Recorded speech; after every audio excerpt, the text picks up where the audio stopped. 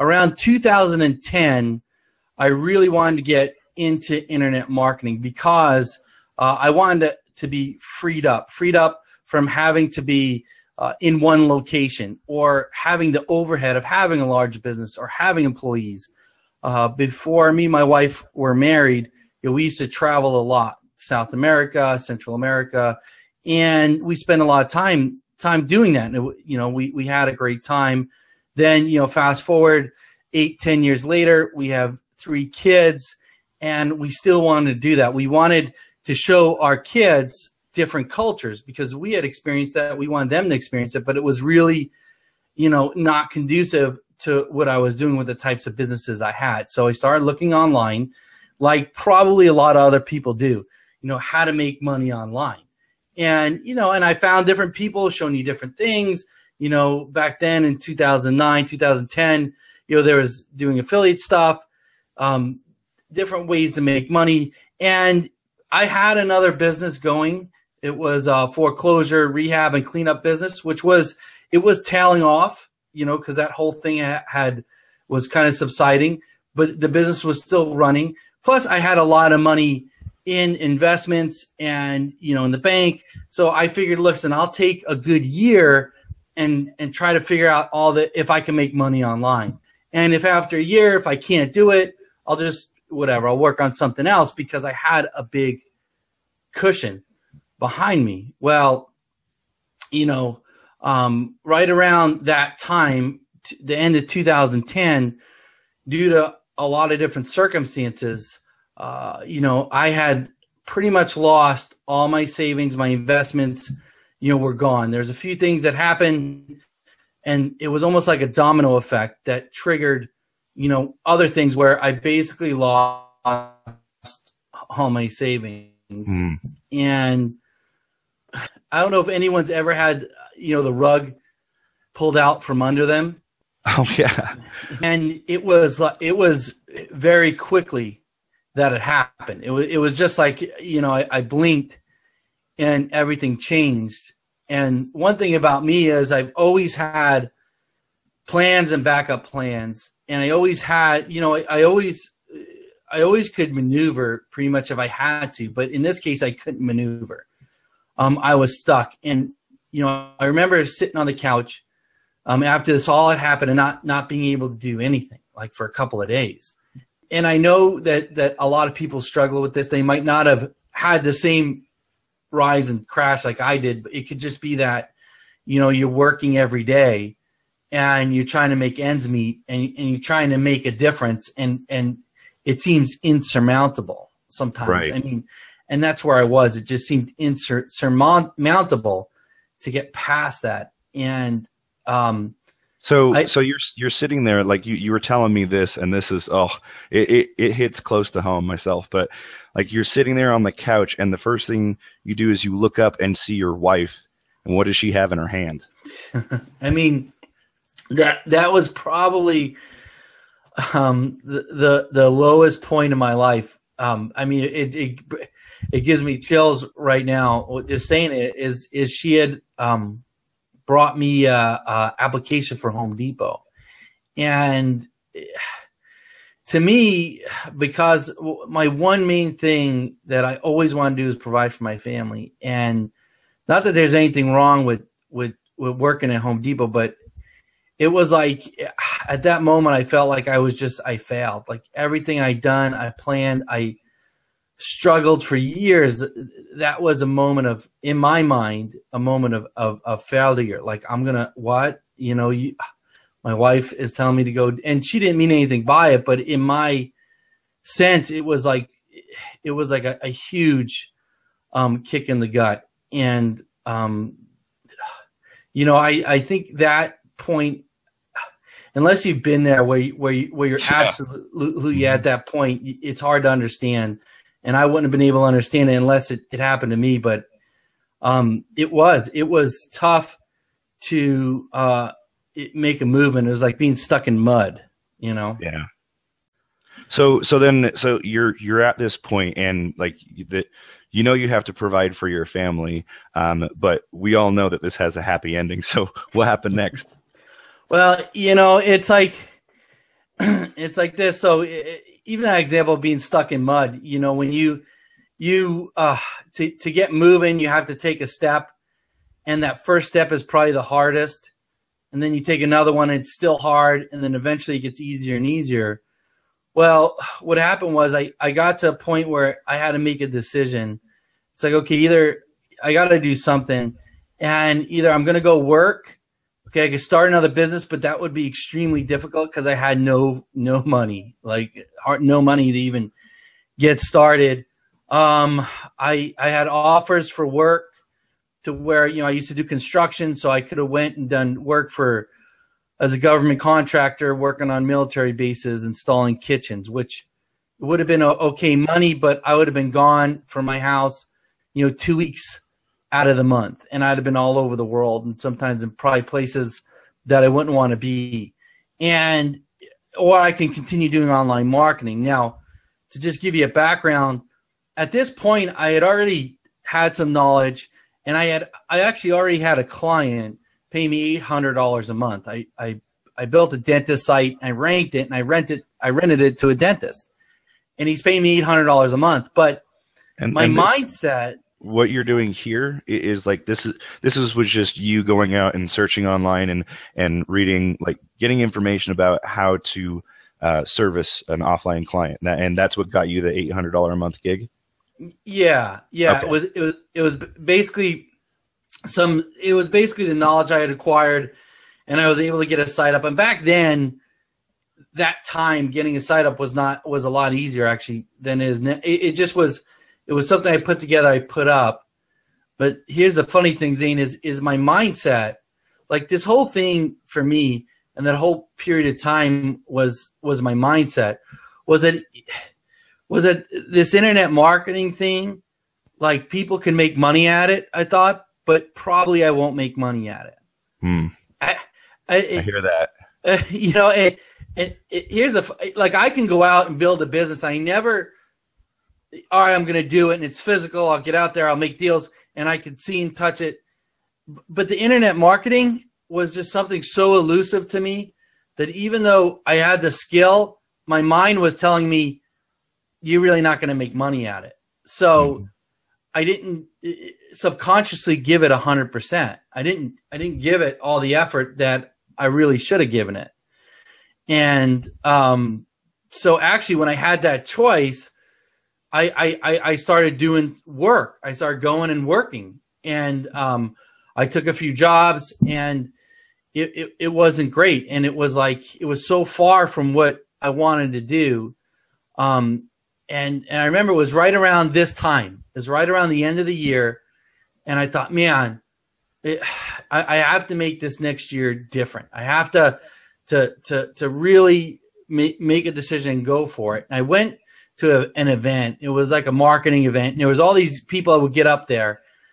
And some of them were selling their products, but they were internet marketers that were making money doing different things. Some were doing local clients, lead gen, different things like that. And again, I remember sitting in the audience thinking, wow, these guys are like gods. Like they're making all this money. They must be so intelligent. And afterwards, you know, I went and I talked to them. I'm like, man, how did you make it? I've been struggling for that so long. And dude, they all told me the same thing. Pretty much. They said, we just went and we took massive action. Like we took massive action and failure was not an option. I mean, one guy was living in his car. I mean, and now he's making millions a month, but it wasn't an overnight story, but he just took massive action and didn't stop. He made it up in his mind that this is what I'm going to do and I'm going to make it work. And, you know, I remember being in that room thinking, yeah, you know, they have these events every 6 months. I'm going to be up there in 6 months from now. And I made that decision, you know, and I went out and I just told my wife, I says, listen, I'm going to give this 100%. I says, you know, what's the worst that can happen is I give it 100%, you know, and it's going to work. And if it doesn't work, then whatever, you know, we'll figure something out, but it's going to work. And she said, fine, you know, just, and that's what I did. And for me, my start was, okay, I knew business. I knew how to get I knew how to market, brand, all that stuff. I intertwined that with the internet marketing, and I went out and I just went to every chamber meeting there was, every BNI or network. What those are is network meetings where businesses go and they pitch each other, right? Like trying to get each other to refer them and everything else. And I remember I went, and at first, I'm not a salesman. When I first went out, I'd go to these meetings and it was terrible. I felt uncomfortable. When I owned these businesses before, I had salesmen that worked for me. I didn't have to do that. So I was very uncomfortable. I mean, people who are successful in anything, they get out of their comfort zone. Like you're not going to be in your comfort zone and your bank fill up with money. Yeah. Right? You have to grow mentally. You have to get out of that comfort zone. And that's how you expand your knowledge and what you do. And like with me, with these chamber meetings, the first thing I would do is go in. I'd go to get a little snack. I'd go to the bathroom, and I'd want a bowl. And I did. The first couple, I'd leave. And hey, there's no shame in that. But I would, yeah. And then it's like, then I'm sitting there. I'm like, I have to give this everything. This is giving everything. I have a problem. How do I talk to these people? I hate small talk. Everybody's pitching me. So I had friends who were in business, and I talked to one of my friends, and he told me, he said, well, just go in there and ask them questions. Don't go in there to sell. And that's what I did. So I went to the next chamber meeting, and I started asking. So someone would come up to me, I would just ask them questions. What do you do? Oh, really? Mm-hmm. What do you like about that? Oh, why'd you get started in that? And I found that the more questions I asked them, everyone's guard went down and the conversation flowed and they talked, because people love to talk about themselves. Like that's what they wanted. They love to talk about themselves, and it made a connection with them. Like they felt, hey, here's this guy that really cares about what I'm saying. And so when it would come around to the time where they say, what do you do? I'd say, well, I help, existing businesses and new businesses, get more clients. How do you do that? Well, I'm at this meeting. I want to meet a lot of other people. How about we set up a time, have coffee, and, we could talk about how more what you do, what I do, and how we could refer each other. And that's so much smarter than what I did. Well, that's good. You like we talked about before. You closed the loop and was able to move on to somebody else who you could talk to and ask more questions. Right, and the point was of that meeting was like I went into those meetings not wanting to sell. So I took it like I'm not going to sell to anybody at the chamber. And as soon as I did that, it took all the pressure off. Ah, yeah, I like that. I'm just the guy there. Now the pressure's on them. Then even when we would do the meeting, the point of the meeting was not for him to hire me, but for him to refer me, and for me to him refer. And I made a lot of contacts. So I had people who hired me from there. I had people who referred me to other people, that referred me to other. So it got the thing going. But what it did for me was there was a block in my way, and I got around it. So doing that, it built up my confidence that this is workable. That's a huge part of it, is being able to get over that obstacle. So to kind of bring it back around, and to like for anybody who's watching right now who is in a similar position, they've been going around online, maybe even have a client paying them a couple $100 a month, but they can't quite figure out how to get to that next step. First, it sounds like first and foremost, you have to sort of sell out to yourself. You have to give 100%, say, I'm going to do this. I'm going to take massive action.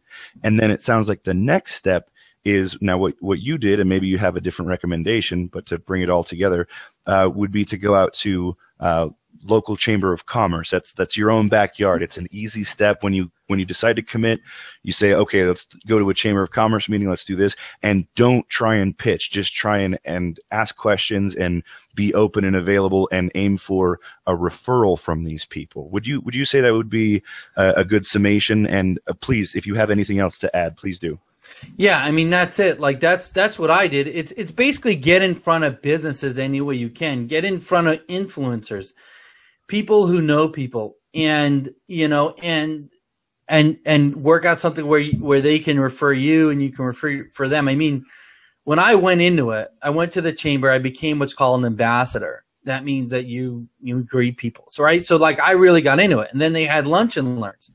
So I put together a presentation. And, I did a presentation, it's like a 20-minute presentation that you put together. And was I good at giving presentations? No. Was my first presentation great? No, it wasn't. But my third and fourth one were a heck of a lot better than the first one. Right. So massive action. Massive action. And then to go further, it's not like, okay, I got my first meeting with a client and I closed them. It took me 10, 20 meetings. Like, I mean, the whole story, I don't have time to go into the whole story, but there are times where, I remember calling my wife and being like, oh, I think I'm going to close this deal. It's so positive. And then the deal doesn't close. But the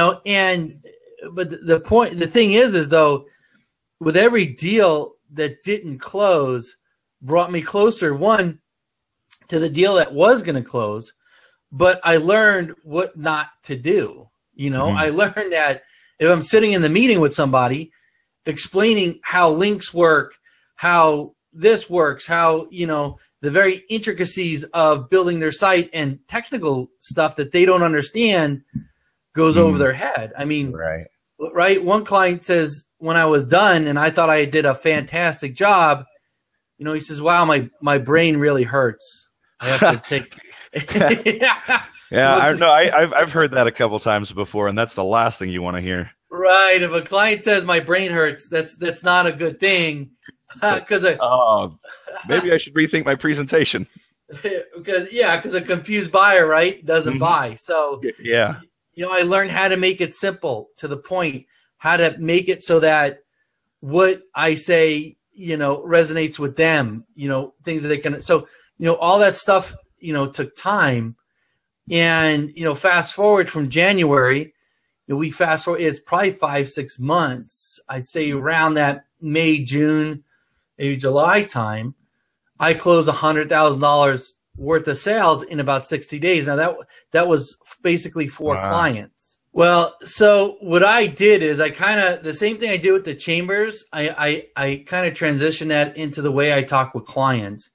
When I was at the chambers, I wanted people to know that I was the expert, right? Mm-hmm. And I wanted to get on a level. Well, when I talk to clients, how do I let them know I'm the expert without overloading them? Mm-hmm. So the first meeting I had, was I would say, okay, this is just a meeting that we're going to have, so I could learn about your business. You could learn a little bit what I do, and I could see if your business fits in with what I do, and vice versa. But I put it out there right out front that, hey, I don't know if we could even work together. So I'm not in there like I want your business. I'm kind of like, we'll see if we can even work together. Okay. And it puts them, well, why wouldn't you work with me, right? So yeah, it puts you a little bit in the driver's seat. And then I had a list of questions, and I would ask them about their business. I'd ask them, what's your unique selling proposition? What's your selling proposition? All right, so you don't have a selling proposition? No. Okay. All right. Well, all right, we can go over that. Like, so how are you re-engaging, old clients? We're not. Okay. How do you follow up with leads, like people that come to your site but don't call or buy? How you capture? Oh no, we're not. And it's a series of questions that I know most of them don't have the answer to. But at the same time, they're being like, wow, this guy knows a lot of stuff. And it's stuff that they've never thought about, what's your retargeting campaign look like? What's a retargeting campaign? Yeah. And and I don't go into detail. It's, retargeting campaign is this, and you go to this site. No. Right. Oh, okay. All right.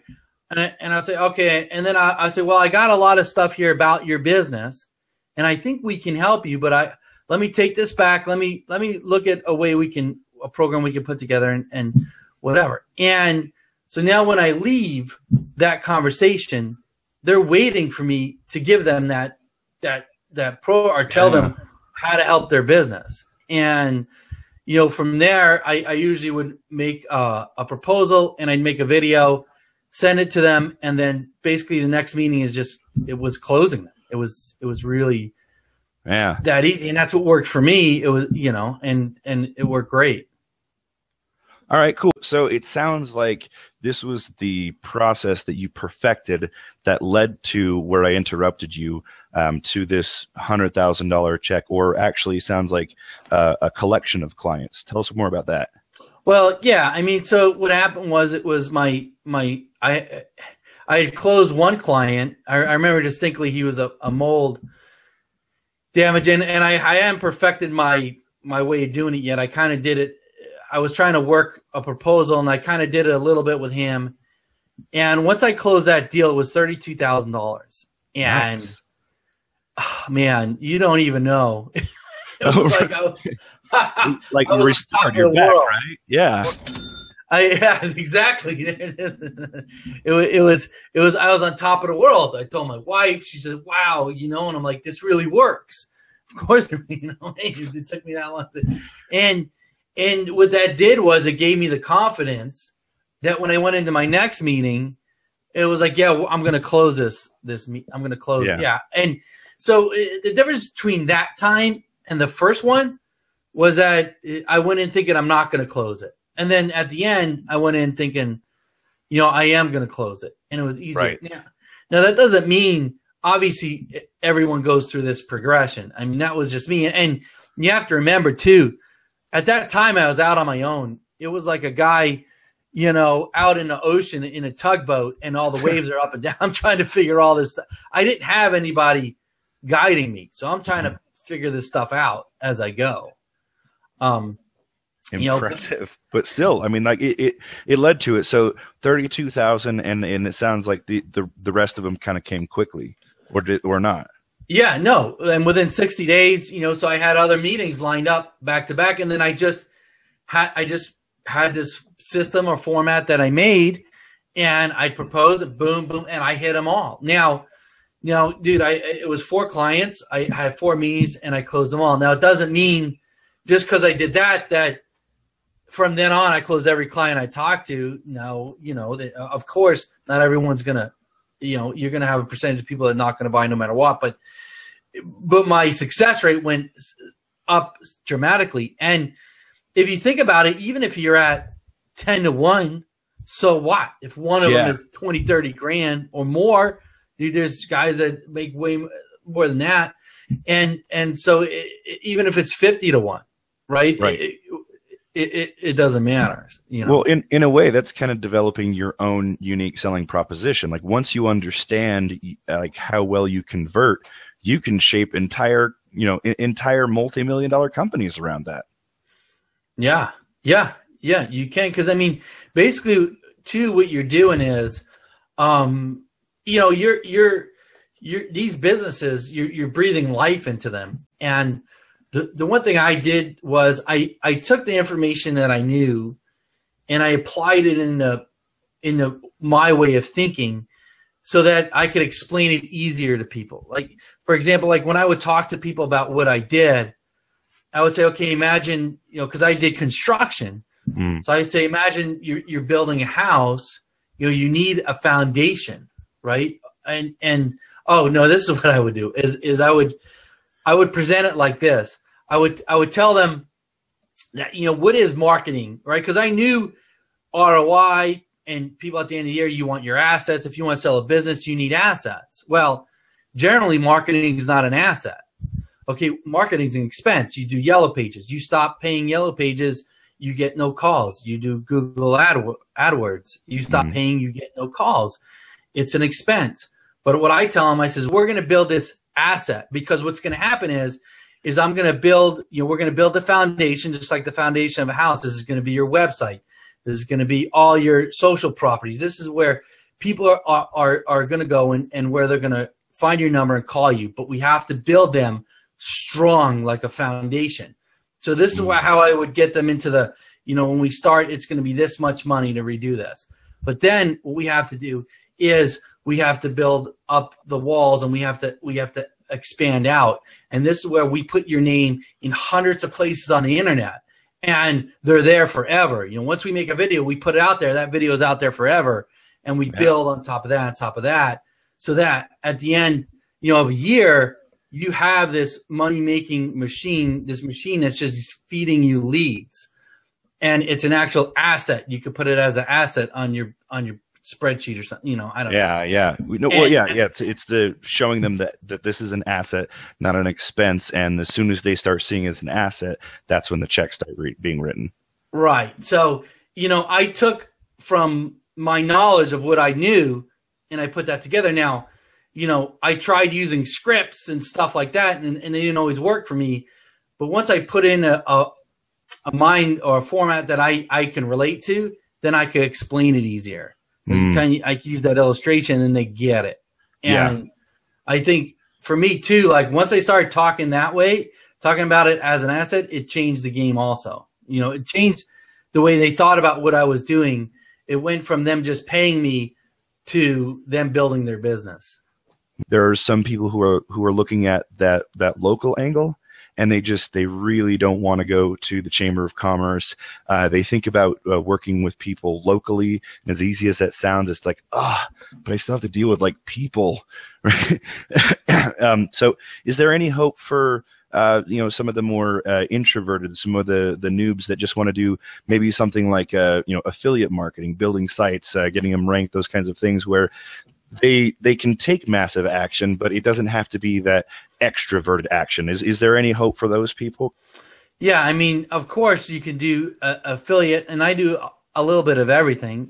Affiliate marketing is huge, and then there's lead generation, which is you build a site. It's kind of like how I had my first client, where I built a site, and then you rent it out or you sell the leads, and that way you don't have to go out and actually talk or meet clients. With local client consulting, the nice thing about that is you can make money right away, where it's almost like they're paying you to build your business. Whereas with some of the other stuff is great, but you have to build the site and everything else. For me, getting right off the bat, I needed money and I needed to make it work, and getting clients, I was able to get my web guy. I was able to get my outsourcers in line, figure out my video stuff. Then when I went to do the affiliate and the lead gen, it was very easy. Okay, I see what you're saying. So there's definitely hope for the introverted nerds out there, but if you want to make money quickly, it's easiest to go out to your own backyard, help somebody out who has no idea what this is, but you're the expert in that. You do it, and it can flesh out your own processes for those affiliate sites that you want, where you don't need a client. Does that sound about right? Yeah, exactly. And two, like you said, just because I went that local route doesn't mean you can't go another route. Like, the thing I like about lead gen is that you can really scale it, whereas you don't have to really, you're just selling leads. So you can scale it up, and it's, it's infinite the amount of different niches you can go into. And there's even other places where you can get what they're called, CPA offers, where there's big companies that'll actually pay you for the leads too. So the thing with lead gen which is nice, is you could be introverted. You could make a lot of money with it, and you own your own asset. At the end of a year, 2 years, if this site's bringing you in $30,000, you could turn around and sell it if you want, and people are going to buy it. So there's a lot of advantages any way you go. Okay. So like I've really liked how this interview has gone because we were even able to discuss a few points that could help people, some tips and tricks from an expert who's still in the business, who's still doing this. So what happened after that? Like, I mean, like you're in a position where you've got some local clients. It sounds like you were doing a little bit more affiliate marketing, sort of creating your own your own brand, if you will, right? So what happened after that? So I had these clients, and this was right around when Panda and Penguin were happening, right? Like Panda had already happened, but yeah. So things were changing. Like I said, back 2009, 2010, you could put a site up and spam it, and boom, it's ranking.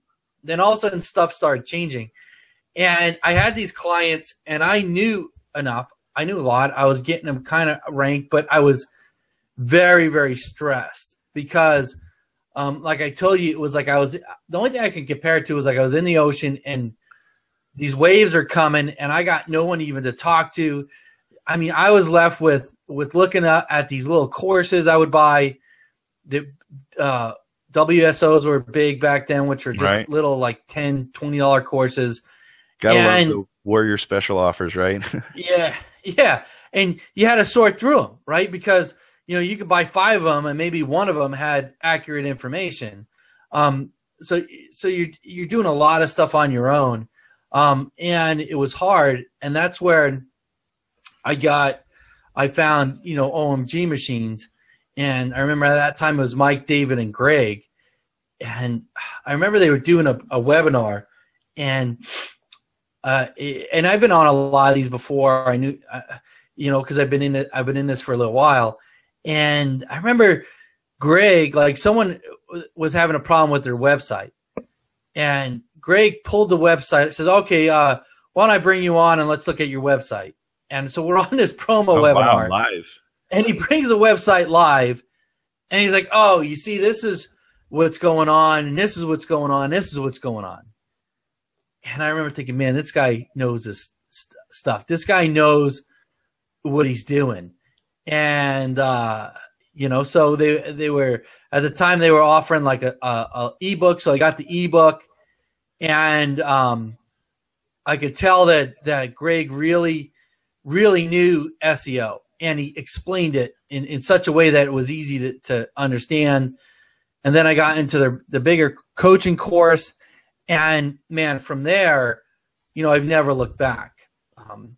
Okay, so this sounds like a little bit like I just had a conversation with Jason Flatlin, and he had a really cool analogy where he explained, what if you had a safe that you had to crack? It was a 5-digit combination, but on the other side was just riches beyond belief. The more people working on that combination, the better, right? But what was the most interesting part was that he said, now what if the combination constantly was changing, right? And that's where I had the aha moment. That sounds like the intersection of where you were at. Panda slams everybody, or whatever the animals were, right? And they started focusing on things that would put you out of business. So you started looking for other options, and this is where you realized, hey, here's not only somebody who can crack the safe, but understands that the combination is changing, and I need to keep listening to this guy to make sure that never happens again. Yeah, exactly. And it's like this, like, Greg, he has hundreds of sites. So it's like if your combination's changing, and you have 10 different safes, right? And here's a guy who has 100 safes, and all he does every day is crack the codes. So I don't have to go out and crack the codes. I don't have to have 100 test sites. I just have to run my business, get my clients, put the deals together, and then I got Greg's training to where I can go in and get what I need. And I know that, literally an update would happen, and Greg would have a post in the Facebook group that day. I'm doing testing. Yeah, right. Here's what I see right now. Video to come 2 days max. 2 days later, Cool. he puts out a video. Then he does a webinar on it. Okay, this is what I'm seeing. And it was amazing. Like, there's no other body else that did that. And now, mind you, when I got into OMG Machines, I had those clients, but I wasn't making any money in affiliate. I didn't have I had none of that set up yet. Okay. I didn't even have my full system set up to fulfill. Like, I could fulfill, but the fulfillment stuff was changing. So I had to build those systems. So when I was inside OMG, that helped me to build the systems I needed to scale and to grow. I mean, if I was left on my own, I don't even know how far I would have gotten or how it would even have worked out. Whereas this way, it allowed me to concentrate on my business, do the things that I was good at, and expand them out. So, I mean, even between him and even Mike, when I got on to Mike Long, he's an expert at affiliate marketing. And so for me to get to my affiliate going up, I relied a lot on Mike because that was his skill. And so it really was like, that boat in the water. It was like all of a sudden I had a lighthouse, okay, that was saying, go this way. So now I could and I had a guide. I had someone helping me navigate the rough waters. Okay, so that actually leads me to the next question that I have very nicely, which is pretend that you were starting all over and you just barely jumped into OMG, knowing the people, the player coaches, that's what they're called, right? Yeah. Uh-huh. Knowing the player coaches, who they are, or coaches, sorry, who they are, and what you wanted. Who would be the first few people that you would reach out to joining OMG, and why would those people be those people? If I had just joined, say I had no money, I was in that position where I need to make money right away. The first person I is Cotton, hands down. I've never met somebody as good at sales as him. It's a natural ability he has, and he breaks down how, like, I can imagine my learning curve would have been shortened by, tenfold or more, because he being able to listen to somebody who not only has the confidence and who's been doing it a long time, but knows psyche, knows people, knows how they're going to react when you do different things. Like he has it set out to where he makes it simple and digestible for people, but it's very powerful when you go out and talk to people. So, I would get with Cotton, listen to all that stuff he has to say on client consulting. And then, as far as getting ranking and everything else, as Greg was back then and still is pretty much the foundation of ranking, of getting SEO started, getting and keeping it going. I mean, I say that Greg is almost a savant level at SEO. Like, some people are geniuses, the rocket scientists are this, because that's the way their mind works. Google is an algorithm. So what you have to do to figure out how to rank is to backtrack that algorithm. And that's what Greg does to perfection. So, he's like the foundation. So I would say, Cotton, then you have Greg, but, you also have other people like, Fletch and Steve Floyd. So, I mean, everybody does their own thing, different things, but, those two would probably have been the two people I would have gravitated to right away. Cool.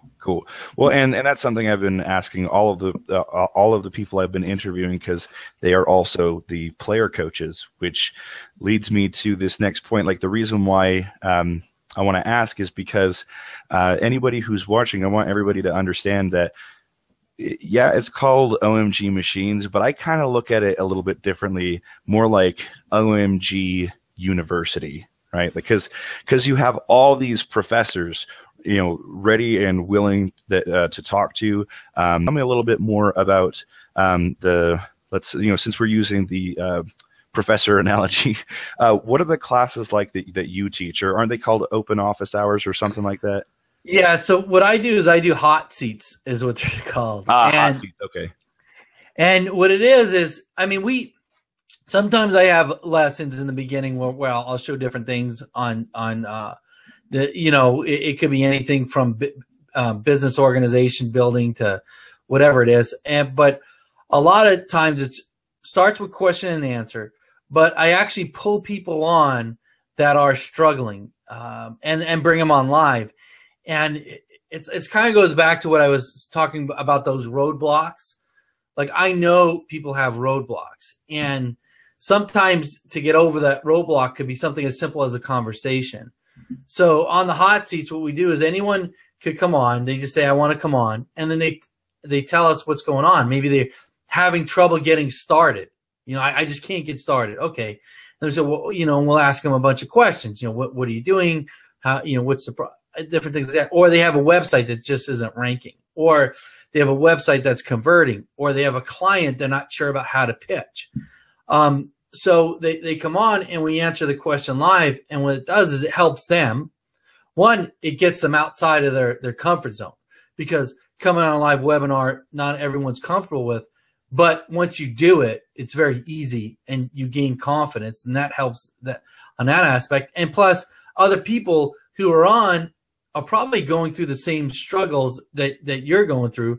So it helps them in their business. And so that's kind of like my office hours is called the hot seat. And I kind of kid and say, really, they're not on the hot seat. I'm on the hot seat, because they're the ones telling me. And a lot of times I have other coaches will come on.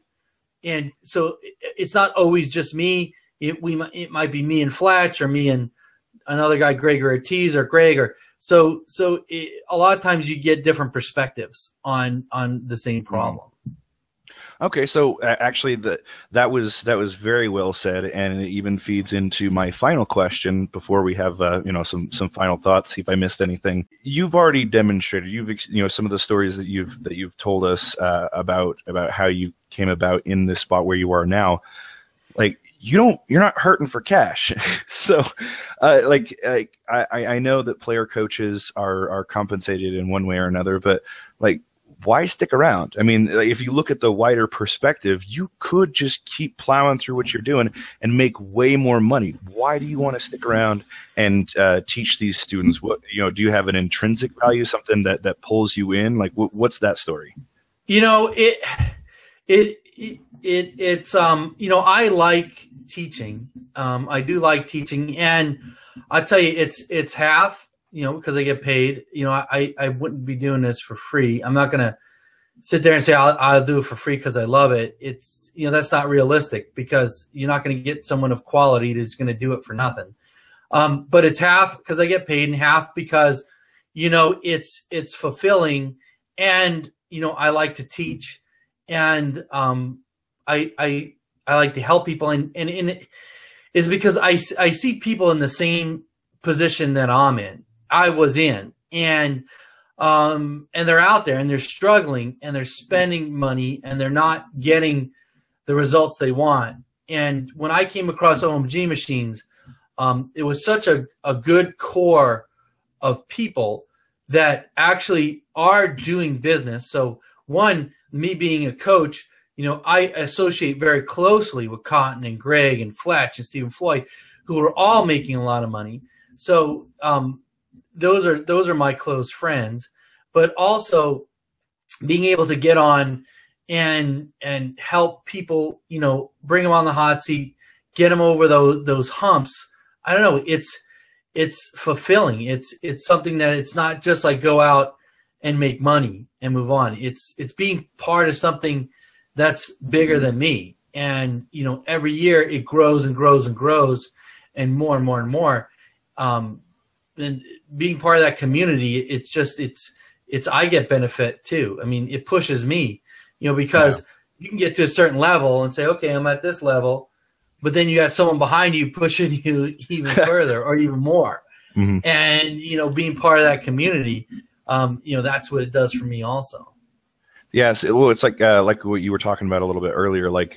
You may have to buy 5 or 10 WSOs just to get the actual helpful information that you're looking for, and that's just throwing money away, right? You get a community like this where there are not just the teachers, but there are teachers and doers who are able to provide not just like, oh yeah, this is what I did last year. No, this is what I did last month, last week. This is what I just saw, like you talked about, Greg. I mean, I've been around the block for a while, and it's very difficult to find as reliable of a community like you're talking about. Yeah, exactly. And what's nice is everyone kind of fits in, whereas I don't have to worry about certain aspects. I mean, if something's not my strength, I worry about what's my strength, and I teach what's my strength, and it's very effective. It's effective for me. It's effective for all the members. And then if something else happens, and you have someone else with another strength that's what they do. Whereas if you ask me, hey, Joe, why don't you just go out and make your own coaching course? I wouldn't do it. It doesn't appeal to me like being part of this community appeals to me. Oh yeah. No, actually, one of the first courses I ever made was about Joomla, right? Most people go, "What's Joomla?" It's just a web development software that's free, and we made the course because we wanted to make money. But what we actually found out was that there were other people in the Joomla community who emailed us and said, I was thinking about making a course, but I realized how much of a pain in the neck it would be for me, and I should just keep developing websites. But I'm so glad somebody did, right? Like a place for everything and everything in its place. And I think OMG answers all those questions that everybody has, not just at the beginning, but also through the evolution of becoming, an internet marketer, an SEO, or whatever local consultant, right? Like it fits all those places in the right places. Does that make sense? Yeah, no, it does. And not only do you have all the teaching, all the modules, all the training, there's 5 webinars a week, training webinars. The community is none like I've ever seen. What I'm talking about is a Facebook community. Yeah. Because even before I started coaching, I was in OMG for 2 years, and the Facebook community you have people, like I said, doing what you're doing, that you could brainstorm with, you could communicate with, you could talk to, and they know what you're talking about. You're not out there just trying to figure it out. Yeah, you're not that tugboat like you were talking about.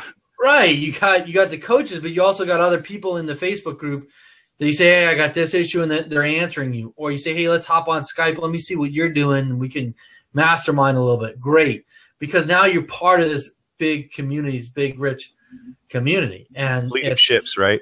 Yeah, exactly. So it really, really is amazing, And two, I mean, the nice boost is every time you get someone who gives a earnings report, and people, and you see this guy that you like, maybe a guy I had on my hot seats, or a guy that was like struggling. Now all of a sudden he's making $10,000 a month, and nice. He quit his job, or he's able to do something he never wanted to do. I mean, it's a good feeling that you had a positive effect on somebody's life. I mean, for me, cool. that's I like that. Well, then I don't have any other questions, but I always like to wrap things up with some final thoughts to make sure that I didn't miss anything or any extra nuggets of gold. So I'm going to wrap up this final thought with 2 simple questions. We're at the end of the year here, so looking at next year, the 2 questions is what do you see in the future for your business in this next year, and what do you see in for the future of OMG machines and the next year? I mean, my business is year after year it's always growing. We're doing things this next year that's gonna push it even to probably even newer heights, newer levels, and part of that is too because of the association that I have, and the masterminding I was able to do, and with OMG machines, the sky's the limit. I mean, we just brought on 2 new coaches, Stephen Floyd and Liz Herrera. And we have Cotton and Fletch and everybody else. it's just becoming, more and more of a machine that's just getting more and more perfected. And as more students come on, we're obviously going to have a lot more success. We're going to see a lot more success, but we're also going to be showing a lot more. I know this next year we have a couple of new webinar series we're looking at putting out, and we have a lot of new tactics that we're doing that, again, are keeping up with all the changes and actually staying ahead of the changes. So, it's a very, very exciting year for next year. Final thoughts? One thing too is I want to say I didn't bring this up during one before, but one thing that when I first started talking, remember I said how I wanted to travel with my family, like that's. Oh yeah, that's right. Oh, please do. I didn't circle around to that. I just thought about that now. Yeah. So once I got into OMG, I had my clients. I wanted to get into affiliate marketing and other things so I could travel. And that's why I told Mike Long, I helped me out a lot with that. And I actually started to get into ranking affiliate products and through training that was in there. And, I built up a pretty substantial ClickBank account. And I also had my clients that I could work on their stuff from anywhere. And so we took a year off and actually went to Costa Rica for a year. Whoa, a full year. For a full year, yeah. So, wow. Not many people can say that. We rented a 3,000 square foot house on a cliff overlooking the ocean. My kids learned how to surf, and we just had a wonderful time. We traveled to Nicaragua, we traveled to a couple other countries, and it was like that goal that seemed, when I was sitting on the couch, that seemed crushed and so far away. It was only a year away. It was only a year away, from that time sitting on a couch to, it was probably a little over a year that I was in Costa Rica. And so it's there. I mean, you can do it. I'm not exceptional. I barely graduated high school. I didn't go to college. So I think more it's determination. It's if you want to do this, it's there. Like in OMG, all the training's there that you need, but you have to take that action. You get in, you have to do it, and you'll attain it. Thank you so much for your time, Joe. I'm going to wrap things up with a nice